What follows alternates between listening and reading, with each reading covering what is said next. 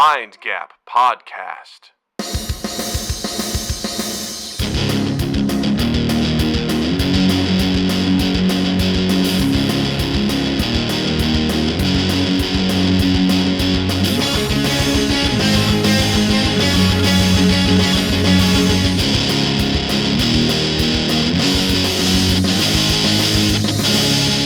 Hey everybody, welcome to Mind Gap Podcast. I'm Doug, and Justin is outside doing endless push-ups.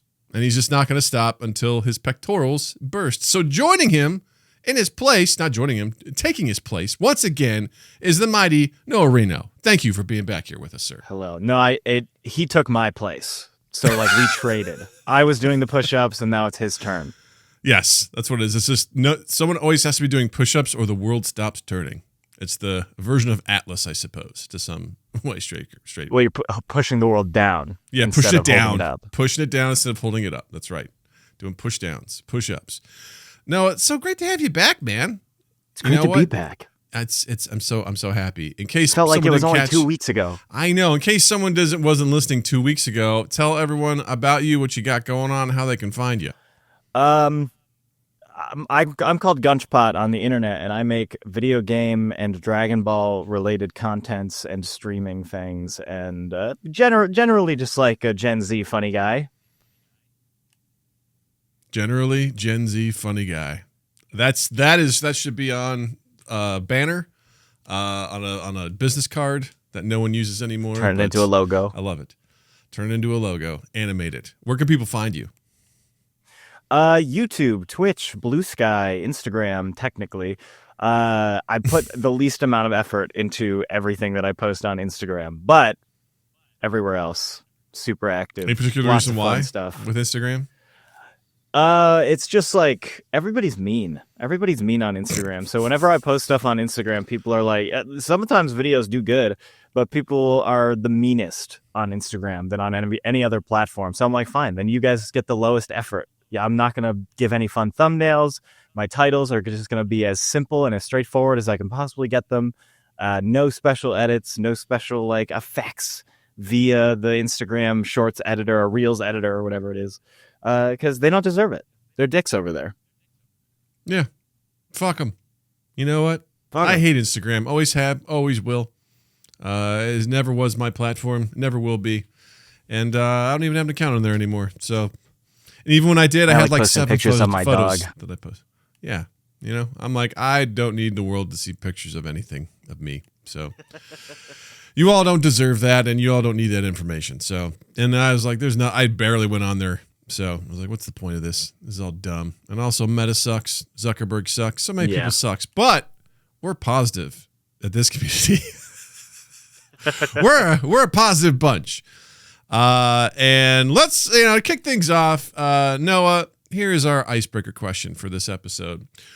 What underrated piece of media, whether it be movie, show, game, etc., do you wish more people talked about?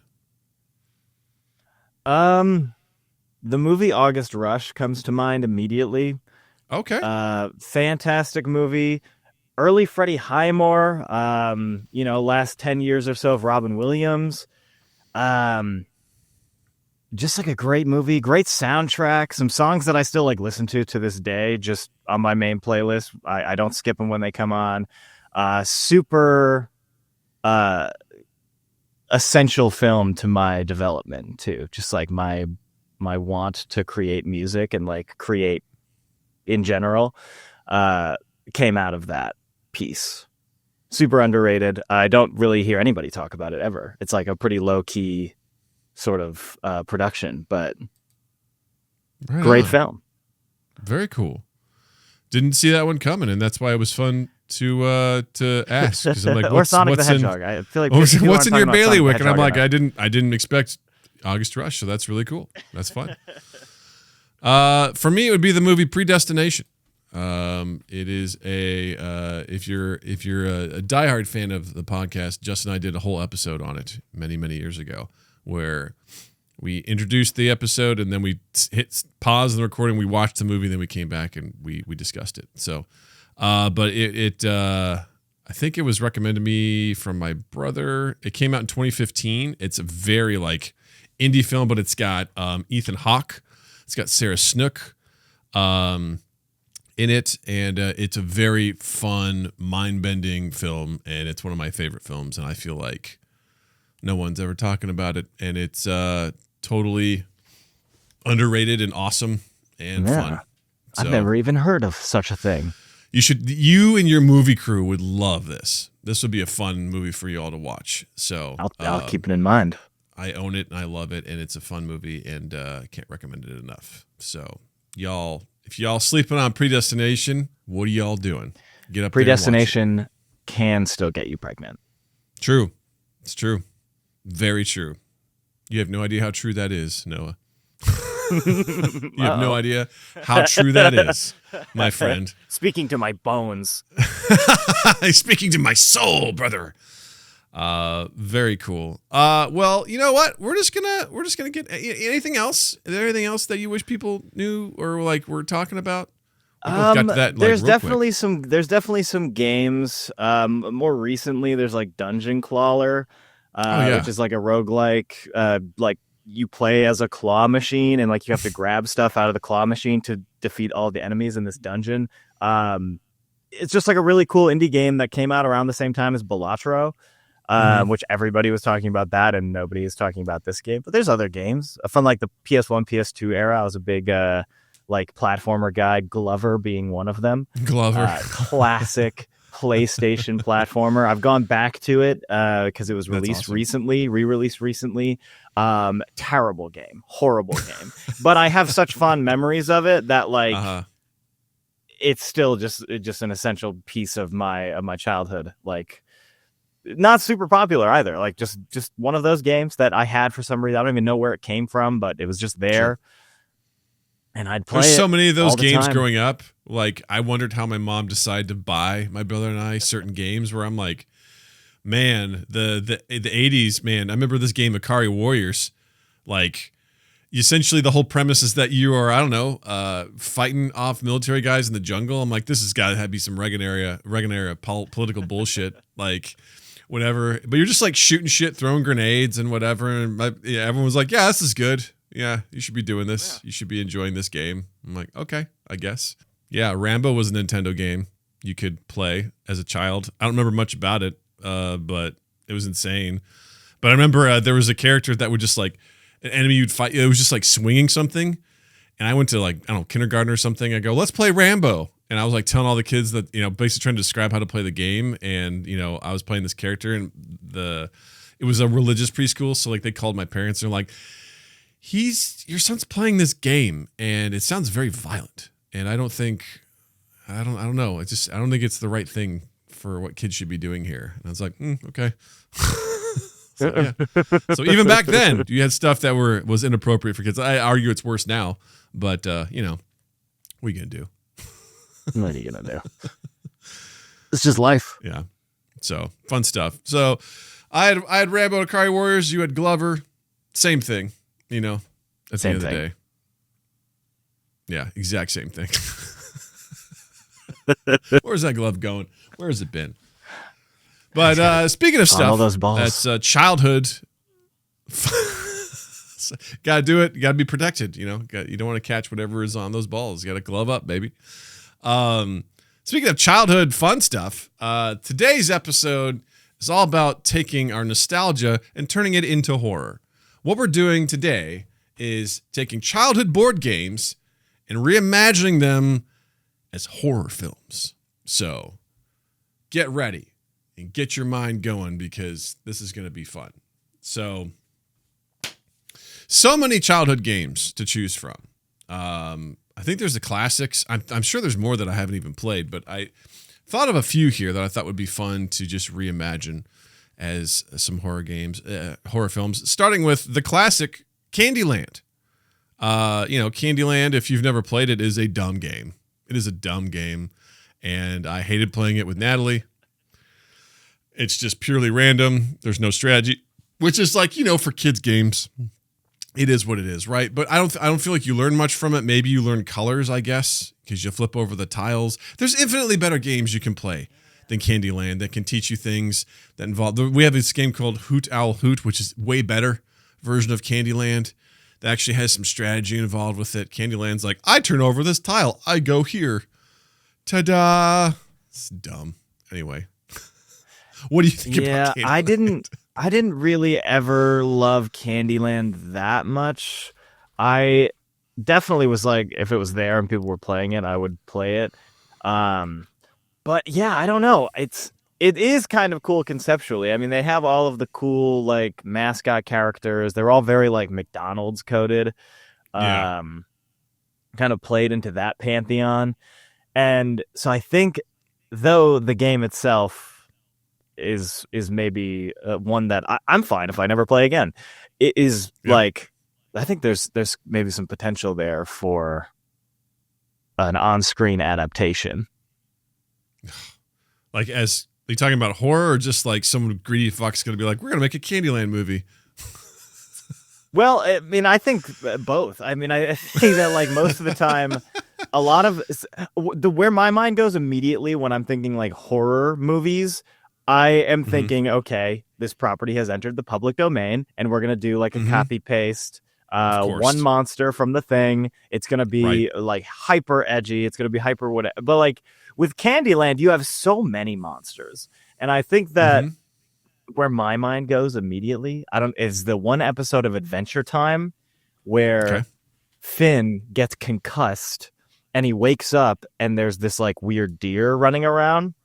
And because it's the Candy Kingdom and it's like that kind of thing. And I think that's what you have to do is you have to have it set in the Candyland, but you have to have one hyper realistic thing appear. It's like a human is the monster or something like that is coming and is just absolutely wreaking havoc on the candy world. And maybe it's a bunch of kids that just want to like eat, Hansel and Gretel it up, but I like that. I have a similar idea in that, a child stumbles into this brightly colored world of candy. It's beautiful until it starts melting. And you start to realize that all the inhabitants are like these grotesque, sugar mutated creatures. You have Lord Licorice who feeds on lost souls. You've got Queen Frostine is a frozen banshee. And the only way out, you have to eat your way through the kingdom before you get eaten. So what a horrible imagine this, just like a child realizing that the only way I'm going to survive is by eating these other creatures. And they taste good. And they're sweet. And you can call this movie Dessert for Dinner. That rules. You're going to spoil your dessert. That's right. Have you heard of the game Hi-Ho Cherrio? It rings a bell, I think. The board is a bunch of trees and you have a bunch of cherries and you just spin this wheel and you pick as many cherries out as you can to fill up like your bucket or whatever. Okay. I don't know why that just popped into my mind, but it's a one visual from this movie. It has to be like either like a serial killer thing or just like an accidental murder thing. It's like a thriller about maybe like some people trying to cover up a murder, but just like you have these barrels of cherries that are already very kind of like blood coated. You get them all mashed up and stuff. I'm like, what? You have somebody's like face covered in red, but you don't know if it's blood or like cherry sauce. And they're like trying to stuff a body into like a cherry barrel and like mash it up to mesh with like it's the cherry festival. It's the annual cherry festival. It's this big thing that this small town, rural Michigan, they do every year. Exactly. I know they're known for cherries up in Michigan, Yes. and then all of a sudden you just realize that there's been a murder and a murder keeps happening. It's just like, what is this? You're bobbing for cherries and you get an eyeball. It's like, what? What's happening? And it's just a murder most foul amongst, Hi-Ho Cherrio. That's what they call the festival, the Hi-Ho Cherrio Festival. What's actually was called the Cherry Festival, but for the sake of the branding, for branding, Hasbro's sake or whatever. Yeah. Going back real quick to Candyland, it'd be interesting to flip it in the horror, be like we follow like these, candy creatures who are being hunted by a human who's there. Yeah. Like, obviously the human is the monster sort of situation. would be interesting. Exactly. With that, you're living in this beautiful world and something's getting you, and it's just a human who loves sugar, and just trying to eat them up. Eat them up, get a bigger butt. I like that. I like that hi-ho Cherrio murder most foul. That's fun. Chutes and Ladders. This is a game I don't think I ever played. I may have. I have no recollection of it. I know it's a very common one. I don't even think I played it with Natalie. We don't own it, so I don't know anything about it. But I know, like, you get the ladders and there's like things and you go down into holes and stuff like that. I mean, that's my general understanding of the game. But yeah, it's very similar, I think, to how you'd feel about Candyland. And that it feels like you have the board. I think it's a spinner. I don't think it's dice, but it's you spin. You go that many spaces, and if you happen to land on a chute or a ladder, you go up or you go down, and that's it. Gotcha. Yeah. So just basically like Monopoly. You just roll and it's just chance. I hate it. Hate everything about it. So with this one, it could be interesting. Like people living in an apartment complex, everything seems normal until people start vanishing through holes in their floors.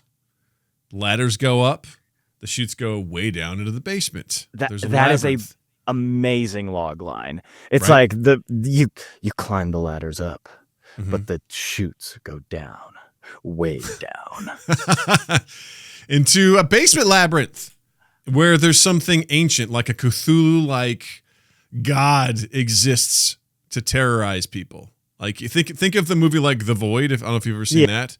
You got like some body horror shit going on as people go down into the basement. It's like different reality. But yeah, there's just some elder god hanging out in the basement that's just, consuming souls in the minds of people. I kind of like that. I like the idea of turning the game into the plot. So I would even be cool if it's not even like a Cthulhu-esque creature, but still is like a cosmic horror of the place itself is the monster, like the labyrinth itself, and having like a vertical thing where you're climbing up and the chutes, they're not like in the game, they're like slides, but but maybe in this film that we're producing, the chutes are they're just pits. They just go down to nowhere or wherever. But it's like non-Euclidean geometry. Like we're going into hallways that don't wrap around back to where you came from. You're going up, but you don't seem to be getting closer to the top. Like some MC Escher level shit, Yeah. I love that. I love that. Is very cool. There could be some like deeper themes about it, of exploring. I don't know. It could be sanity. It could be dealing with sins of the past. It could be just confronting teens having sex, getting punished. Having sex and getting murdered because sex is bad. Sex is bad. Sex is bad. I love a good horror films that kind of I gravitate to deal with less slasher level shit and more of like the psychological sort of things that I find much more terrifying. I don't typically go for it's a masked person killing people. I'm like, okay. I much prefer, it's just like this weird building that's managed by this weird old guy who's like, don't take the what is it? The Jerry pole? What is the friggin' like the thing in like old timey things where like it has the thing on it? It's like the you've got to give me some more descriptions here. It's like the old timey elevator that's sometimes in rich people houses. Oh yeah. I know what you're talking about. Like like you pull the lever and it goes and it'll take you up and down. But it has like the chain or not chain, but just like the gate. It's like a gate. Kind of yeah. It's a dumbwaiter. There we go. That's what it's called. Hey, so it's just like I'm right here. You don't have to insult me. All right. No tip. And so he's like, don't take the dumbwaiter because if you do, bad things will happen. And someone's moving in, right? And the elevator breaks down. Like, well, that's like the coolest thing in the world, so I gotta go try that. And it's Or people like there's a new couple that are moving in, and the service elevator breaks down, and so they're like, whatever, man, we got to get in here. They just go to the dumbwaiter, and then or maybe it starts, and that's like the great thing about cosmic horror, right? Is that the people don't matter. The world doesn't matter. The reason why things are happening is not the important thing. It's the horrifying thing that anything could happen to anybody. So say the building catches fire and they wake up in the middle of the night and their door's locked and they can't get out, and the fire escape is old and rusted. As soon as they step out onto it, it collapses onto the ground and they're 15 stories up. So like the only way that we can get out of this burning building is the dumbwaiter, and they get transported into this labyrinth that they have to try to escape from, but they don't know why they're there, how they got there, how to get out. And things are changing every time they go one way. It changes. One of them obviously is going to fall, or maybe there's more people down there that are also trying to get out, and they we've been here forever. And that is such a fascinating concept. That's great. That could be an anthology series, of everyone dealing with. I think this whole thing could be an anthology. I think this just Twilight Zone. Yeah, but with childhood board games. I love it. Well, it also could be a commentary on just real estate right now. Things are so expensive, true. So people are like, this is the cheapest place to rent. So this is why we're going here. But it's a commentary on these dang liberal millennials who can't even afford to buy a house because they got their coffees and their avocado toast. Avocado toast. Yeah, right. And it's like people sign the lease, but they never move out. You know what I'm saying? Dun, dun. You can sign in, but you can't ever leave. Sign. Yeah. We call this descent, maybe, or the lease. I think you have to just call it Chutes and Ladders.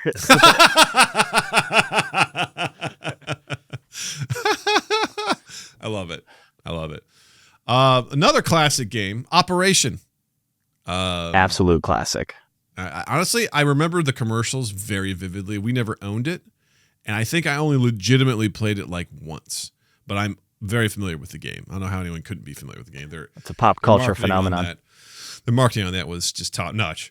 So if you've never played the game before, essentially there's this goofy-looking dude, and there's all these little spots where his bones and things go, and you have to take this metal, tweezers or something, and you have to try and get these different bones out of the body without touching the sides. If you touch the sides, it makes a bzzz sound and you failed, and all that sort of stuff. So it's like you're operating on someone. Now, the dark horror version of this is, imagine we have ourselves a med student who takes a residency at a strange hospital where patients are wrong. You open one up and you find clock parts. Maybe there's bird bones, or maybe there's nothing at all as they're cutting it open. And the twist, they're not doing surgery. The patients are being dissected slowly, and they're awake. Yeah, this game is fucked up. The guy's naked on the operating table, and he's got shit in him. It's not like there are some bones that you're just removing, but he's got got a horse inside of him. He's got a bucket. It's weird, fucked up stuff. And I think you got to play into that angle. I think you have to be not only is he very obviously awake, and he's also some freak that has a Rudolph nose. This man is a monster in and of himself. But I think you have to play into the okay, what are we gonna do? Are they putting these weird things inside of him? Is the first half of the movie him being experimented on, and the back half is us trying to fix it? And what happened? Why?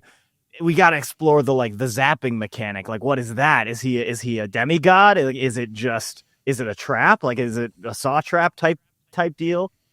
This game is insanely fucked up. I can't believe that they would have children play this game. Yeah. He's got the bread basket. He's got the brain freeze. I think it'd be fun. Again, you could also do cosmic horror with this, right? Again, you're entering a place, and maybe this person who is, operating on people is, without knowing it, maybe they're passing judgment on the people as they're pulling out different elements of their life and things like that. And they're judging them based on what they see inside of them. Yeah. Maybe it's some sort of weird, hey, this is these are the gates to paradise, and this person unwittingly is the one who's deciding whether or not they get to pass on. Alien abduction, or kind of that too, of afterlife judge of judgment into heaven or whatever. And this like, person doesn't. They don't know how to unraveling. process it, so they've been doing this forever, and they don't realize it, and they've just been going from room to room, operating on people who are awake, and they're determining whether or not they get to pass on to the good place or the bad place. Yeah. Dun dun dun. We could call this "Don't Wake Up."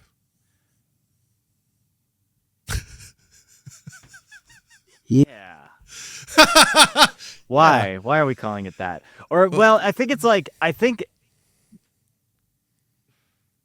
me answer your question with a is question. Eyes Wide Why not? Shut already a thing? 'Cause that'd be a good name for the Operation movie. Yeah. Yeah. Or we could call it anesthetic, you know? Oh. Yeah. Yeah. Yeah. We're on to something here. I think we are onto something here. I think this is a great anthology series. Yes. This is great. These are really fun. These are really good. We got to pitch this one to Paramount. There we go. Let's go Paramount. All right. Next up, everyone's favorite, Hungry Hungry Hippos. A game where it's 4 players and there's a bunch of marbles and you basically just smash down on the button to have the hippos move forward and they're eating, and whoever eats the most marbles wins. It's just a mad game of overconsumption. It's honestly, it's a metaphor for capitalism. That into itself is its own horror film. But imagine a horror stake in this. Something, you're in suburban America and all of a sudden these families just start disappearing. All that's left, craters in their yards and giant bite marks in their cars. Local authorities discover an underground species of mutated hippos.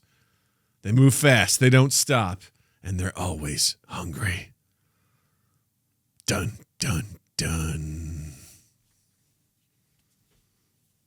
How do you incorporate the balls into this? Because these hippos got a gob on these balls. I tell you, that whole thing right there has to be a pull quote.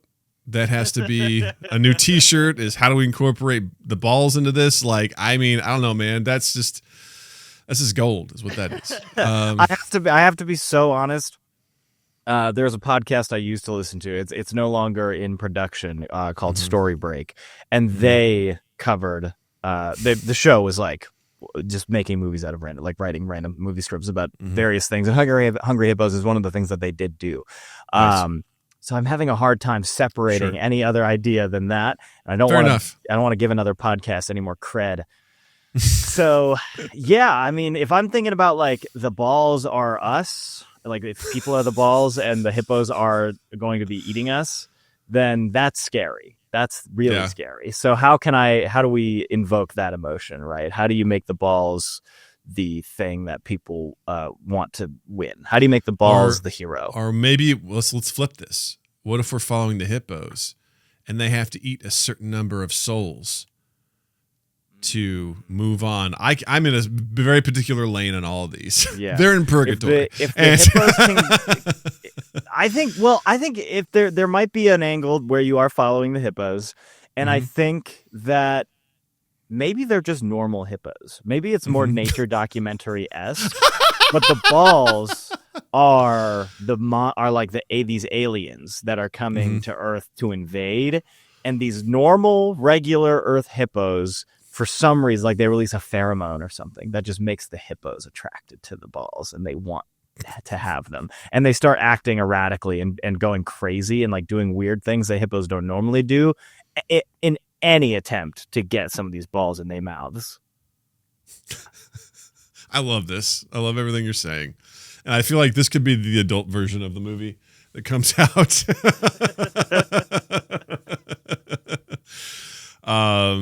Yeah, I think it'd be interesting to follow like the hippo who's like, I don't want to do this, but I have to. If I want to move on from this existence. That's pretty much how it feels every time I order wings at midnight. I have to do this if I need to. This is what I have to. I don't want to do this, but I have to. If I want to move on with my life, I got to order these wings at midnight. I have to. Got to order. That's what we can call this. We call this wings at midnight. Tuesday night. Like, what does that have to do with anything? It's like, if you know, you know. You know? Yeah. I love it. Now, you had a great pitch about Jenga that I'd love for you to talk more about. Yeah, it's literally like 10 years ago now, I had this idea. This was far before we had even met. So the universe came back around on this idea, and now I can finally share it with the world. But I had an idea, just like, visuals in my mind of Jenga, the game. It's being played by two children, but these children are like a metaphor. As they're playing the game, the world becomes more and more unstable. And as the tower inevitably falls, it means the destruction of the world. Now, what that means from the actual like living human or like the character perspective, I think you're seeing like it's an apocalypse type movie, right? You're seeing the San Andreas fault, come undone. Mm-hmm. You're seeing volcanoes erupt as things slowly start to get a little bit more destabilized. And then ultimately the end of the world as these people are like trying to figure out what's going on, or eventually somebody might figure it out. Like somebody crosses the threshold right at the very end of the movie and they see the two children like through this like cosmic doorway.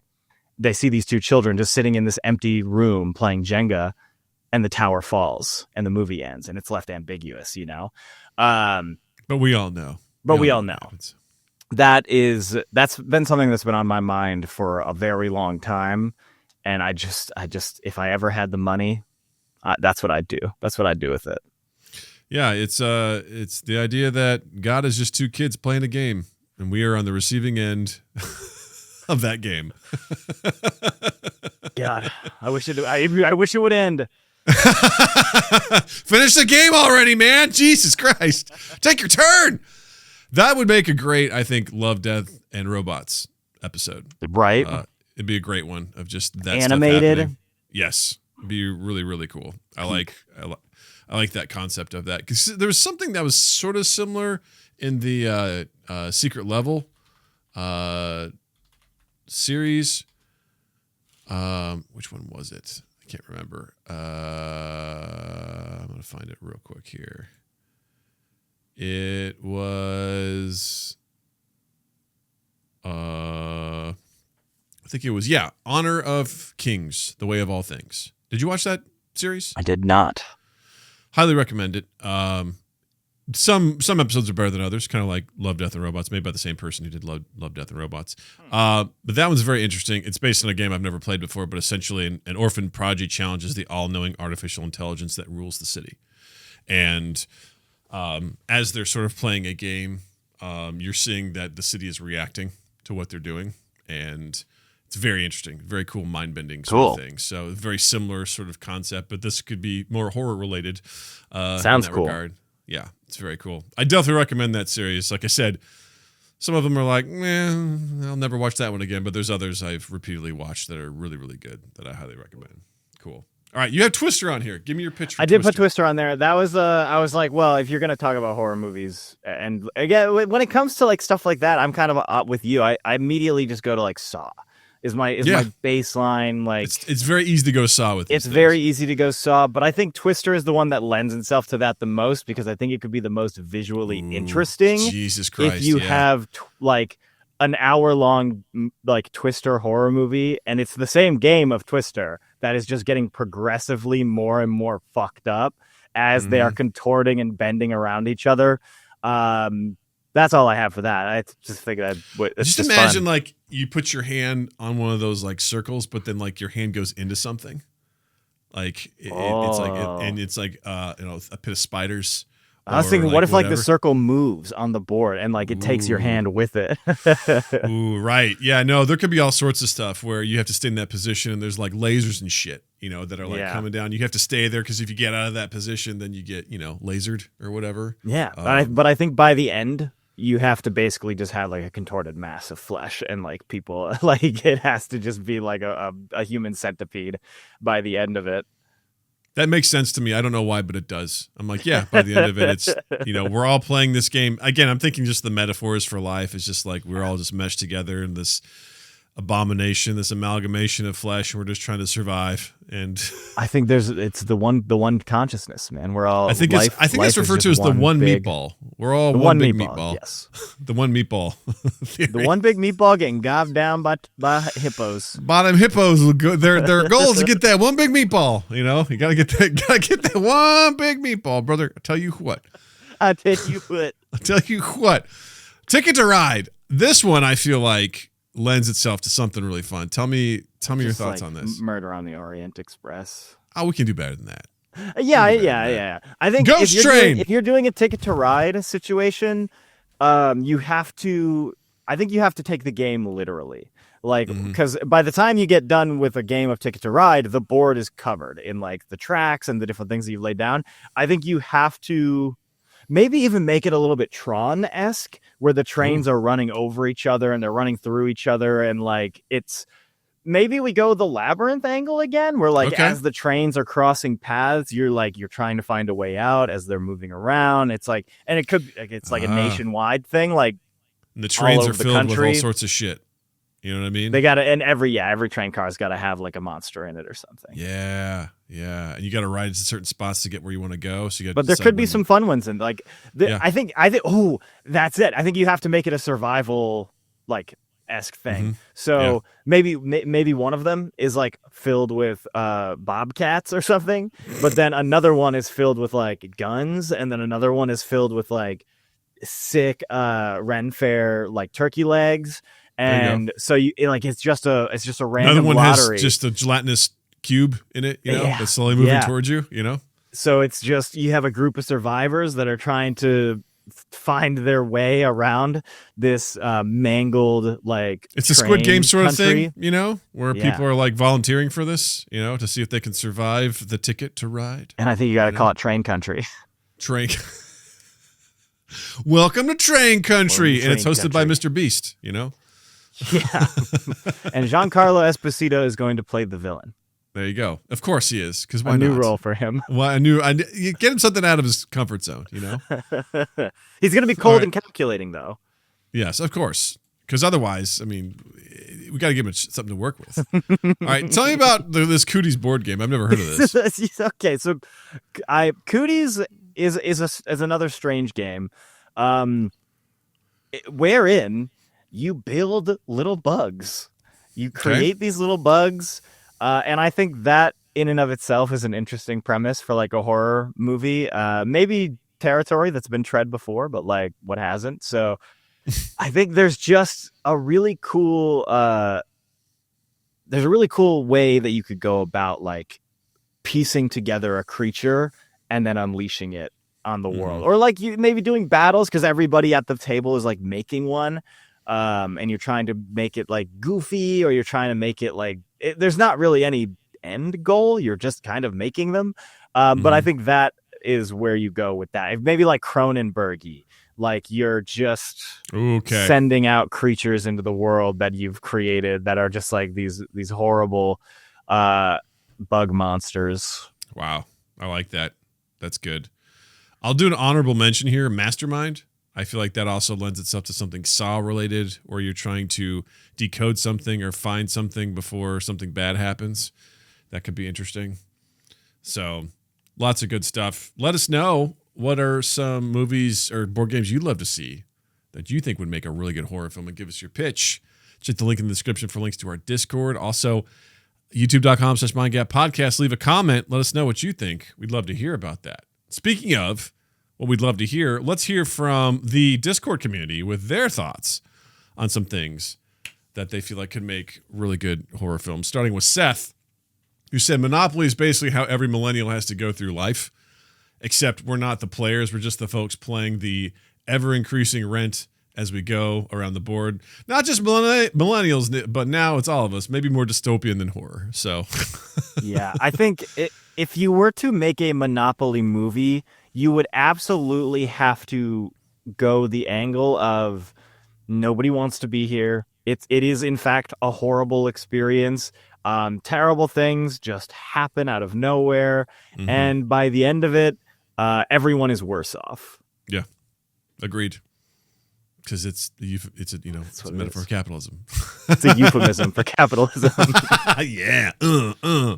Because Justin says, don't break the ice. As a survival horror film set in the Arctic tundra, hey, basically The Thing, I'm here for it. You know what I mean? Or like that 7 minutes of the Chronicles of Narnia. Oh, yeah. that could be really fun. That could be really interesting. Emilio says Mousetrap as a horror film, obviously, where the mice are hunting and trapping humans. He also says Chutes and Ladders as a high-octane thrill ride horror movie where the floor either drops out from beneath you or catapults you to the next level, something like Squid Game. Could be interesting.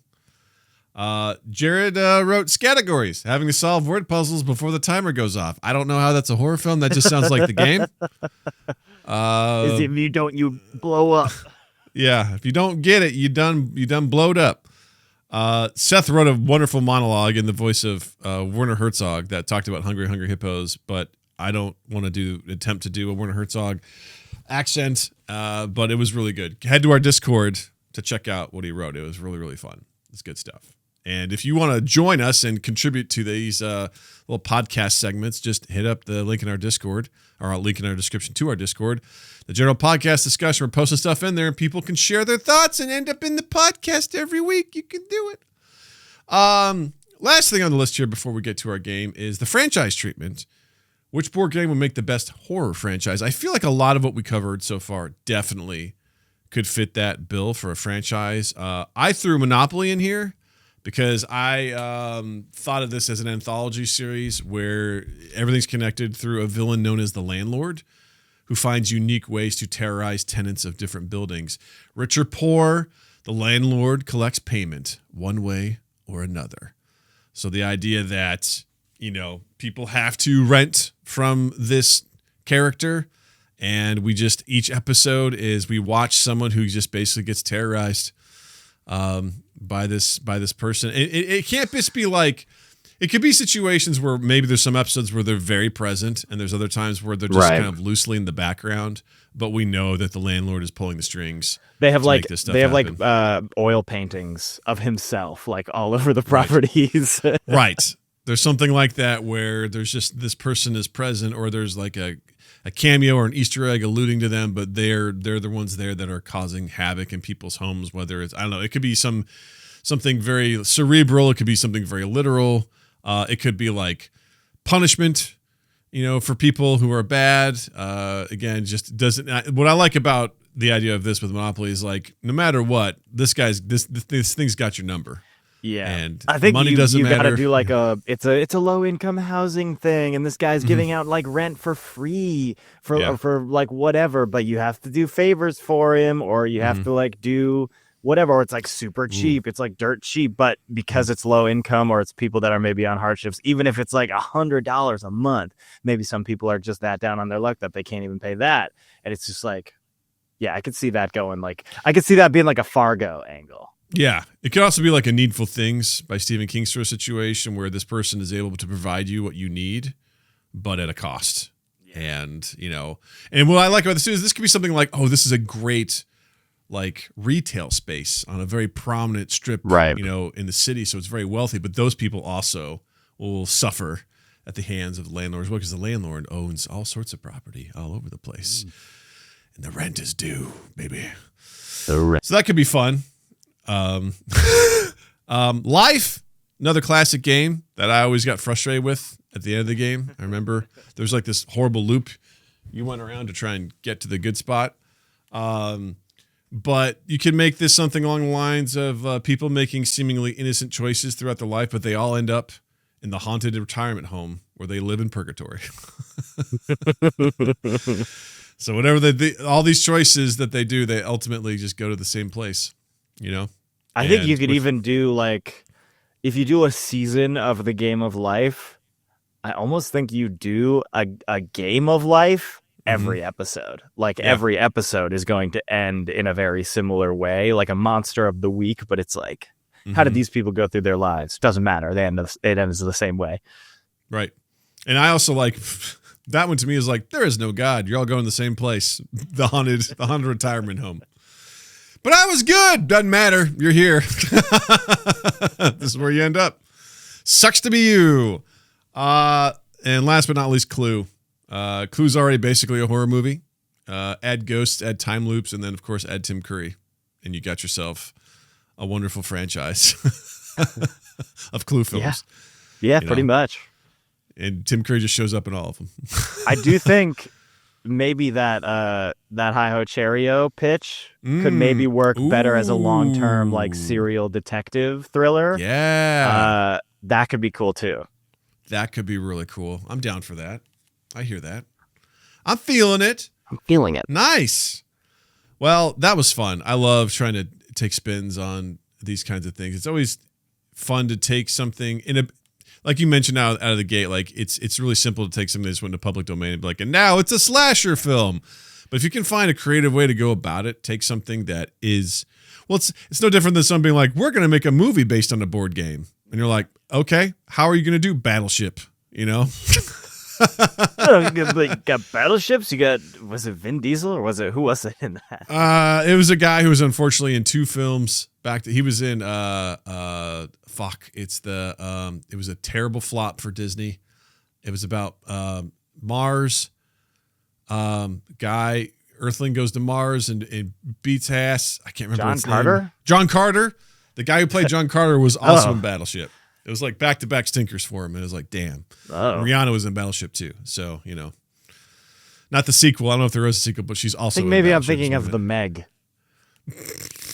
That is Jason Statham. Yeah, that's like the same guy as, okay, yeah, it's like all those same guys are the same guy. Right. Yeah, it's the same thing. It's all the same thing. None of this matters. No. Kids, knock over the tower. Knock over the Jenga tower. Make this end.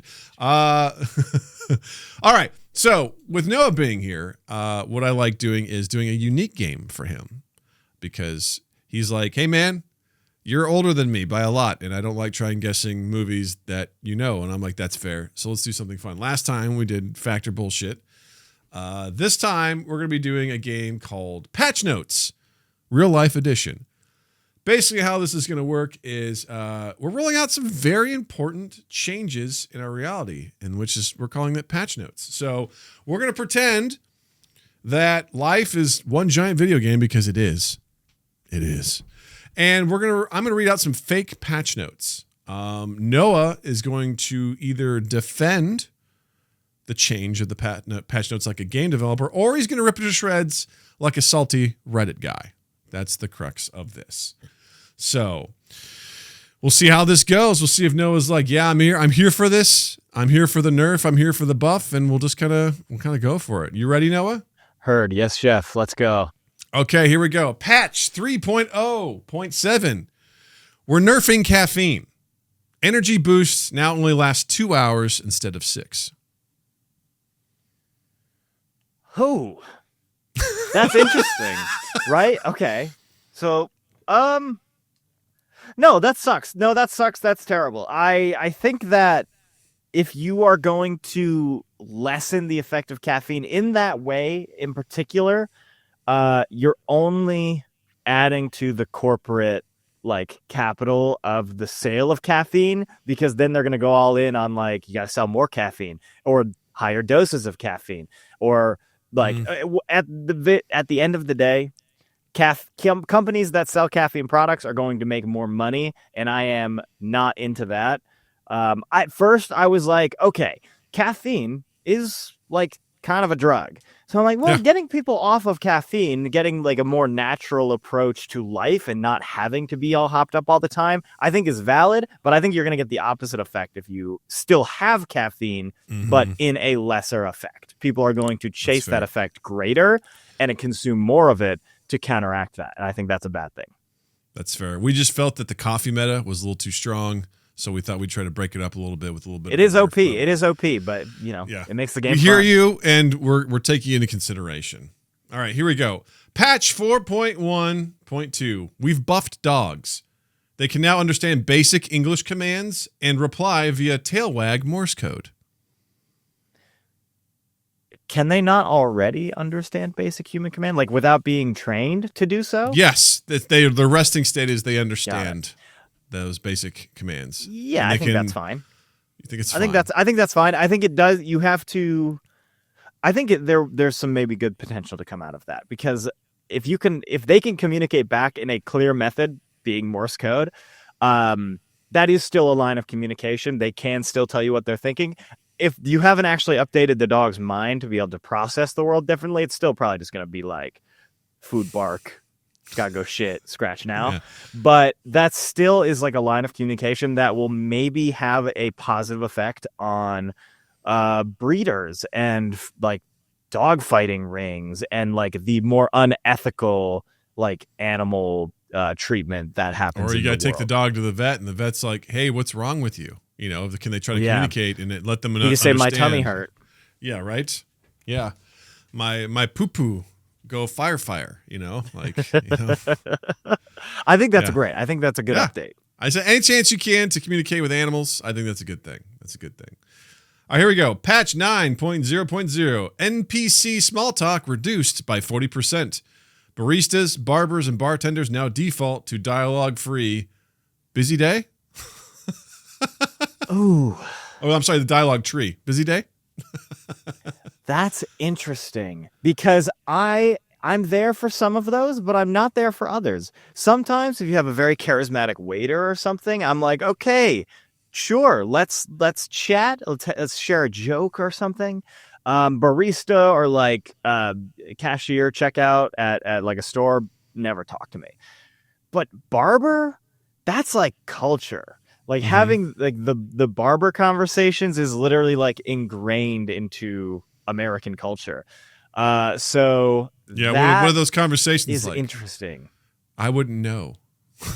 Oh, true. Well, neither would I. So it really doesn't affect either of us. That doesn't affect me at all. Yeah, you're right. It doesn't affect me. So you can do whatever you want. No, I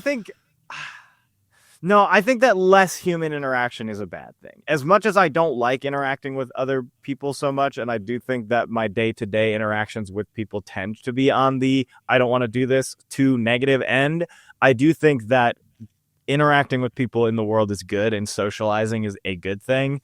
So removing more of that by choice, I think is probably a bad thing. Well, I disagree with you, but this isn't about me. It's about you. So that's fine. The developers hear your feedback, may not be implemented. All right. Thank you. Next patch, 11.3.0. Elevators now play boss battle music if more than 5 people are inside. That rules. That is the best and would fill me with an adrenaline that I don't think would be able to be contained. That would make life at least 15% more fun. Right. Yeah, I think that'd be pretty wild. Some epic Final Fantasy music kicks in and you're like, oh my God, there's 5 people in here. I have to change it. I have to make this happen. Like I have to fight these people. Everyone starts like tensing up like, oh shit. Who's gonna strike first?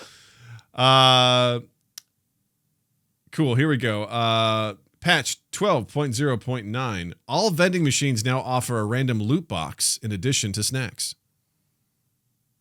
Oh, yeah. I mean, yeah, I go out of my way to go to vending machines more often. I am But wouldn't that just put more money in the vending machines in the corporation's pockets, Noah? Yeah, but I am still getting something out of it, and that is the thrill of not knowing. I like to gamble. I think I have a tendency to be addicted to gambling. I wouldn't know. I've never been to a casino or anything, but I do think that would be a bad thing for me. So if I could go and get like a friggin' bag of baked Lays or like an orange soda or something, but what are the contents of the loot box? Is it like another snack, or could it be anything in the history of the world? Because if it's like still in development on that, so you know. Because if there's like a bug that I could get like gold bars, then I'm buying out every single like one. Yeah, right. This is like the real, the ATM hack that people said that you could do with JP Morgan. They're like, oh yeah, man, just go in there and do this thing. It's like, but if there is an opportunity for it to be like, you just get like another snack that's in the thing, like maybe a 2-for-1, you don't know if it's going to be better, if it's going to be worse, or even if it's an option, it's like pay 50 cents more, you get like an additional thing from the machine. I would definitely still maybe opt to do that over like if I was at like a gas station or something on a road trip. I would maybe opt to do that more frequently than just like picking what I wanted, because there's something about the thrill of the mystery of it, and just the potential for getting more things for less money. You might get to try something new you never would normally try. It's so cool. I love it. All right, patch 12.0.0. Sneezing now grants temporary invisibility for 3 seconds. The cooldown is now 10 minutes. What would I do with those 3 seconds? Because the thing is, when you sneeze, someone's going to hear and they're going to look over, but then you're not going to be there. You're not there. That is so funny. I think I'm into that. Because if everybody knows that everybody does that, then it becomes just like a normal part of life. Like somebody farts in public. You like look and you're like, Yeah. But if you sneeze in public and then you just like vanish for a couple seconds, that is the potential in it is what can you get done in 3 seconds? Like if you're holding in a sneeze, like can you hold in a sneeze to like make that 3 seconds more viable? Right. Like my mind immediately goes to, I don't know why this is like public place. My default public place is like on a train, like public transit, which like I don't know why, because I don't have access to that. But I'm like, okay, if I'm out on the subway in New York or Chicago and I'm leaving the subway and then I sneeze as I'm like trying to get past the tickets, I'm invisible for 3 seconds, I can sneak in and not pay. That's kind of where my mind goes for it. It seems great. It seems like if everybody has equal access to it also, then nobody's at a disadvantage. Yeah. It would suck for Jill because Jill doesn't do one sneeze. She does like 9 me too. In a row. But if it's a 10-minute cooldown, then yeah. So my thing is like your first one, you get that, but then you're like, and then it's just for the first one. Back. It's not for all of them. And there's a 10-minute cooldown. So I think there's no reason not to have it's that. Just fun. It's a fun little idiosyncrasy of life. I love it. All right, last one here. Patch 12.0.1. Stubbing your toe now activates rage mode. You get plus 50% speed, minus 50% coordination. No, I don't think that No. Well, does it stack? Because if I'm losing coordination, there is a 50% chance that I'm stubbing my toe again. Well, I don't know. I mean, that's a great question. We haven't ironed out those details. I think I'm probably in the nah camp. I think if we're gonna, I don't want to be rewarded, nor do I want to be punished more for doing something stupid like that. I'm like, I'm gonna stub my toe pretty frequently, especially if it's a speed increase, right? Okay, so that's what you said, right? Yeah, okay. 50% speed increase. I have like my toolbox has my hammer, has like all my drill bits, it has wrenches and pliers and all that kind of stuff. Right next to all of my camera gear, right here off camera. But it sticks out a little bit from the wall where I go into like our little movie area down here in our basement. And I have stubbed my toe on it like 30 times since I've lived in this house, and I won't change my behavior. I won't move it. Like that's just not who I am. But you're a classic dude in that regard. It is something that if I were to stub my toe there and then get an unexpected speed increase, I'm going into the wall. So like that would be such an inconvenience. Wow, what a way! It's very inconvenient. I could not live my life like that. But how could you use this to your advantage, Noah? That's what you got to think about. If my coordination goes down, almost nothing, because I am not a very coordinated person to begin with. You're getting chased by a bunch of scary guys with sickles in the field. Wide open field. Is intent a factor? Does it have to be an accidental toe stub, or can I do it on purpose?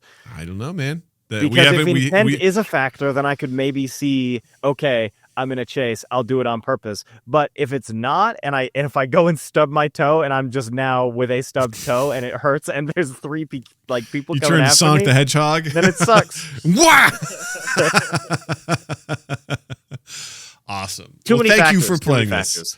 Thank you for going through the patch notes. I appreciate that. I think this was really fun. I may bring this back. I love that. Those are great. Let us know what are some patch notes you'd love to chat about. We'd love to hear from you. Awesome. All right, so let's wrap this up with some recommendations. Noah, what would you like to recommend this week for all the people out there? I would like to recommend the city of New Orleans. I was just there we recently go. Geographical for a vacation. And you go there a lot. Had a beautiful time. It was my third time going since 2021, and it's just a great time. There's a wonderful people, wonderful food, wonderful atmosphere, always new stuff to do, and always fun to revisit the old classics. But just I'm a big traveler. I like to travel around and experience the world and all the things it has to offer. And New Orleans is one of the places I've been that I just like have fallen in love with, and I want to continue to go back. Right on. That's cool. I haven't been there. It's kind of on my list.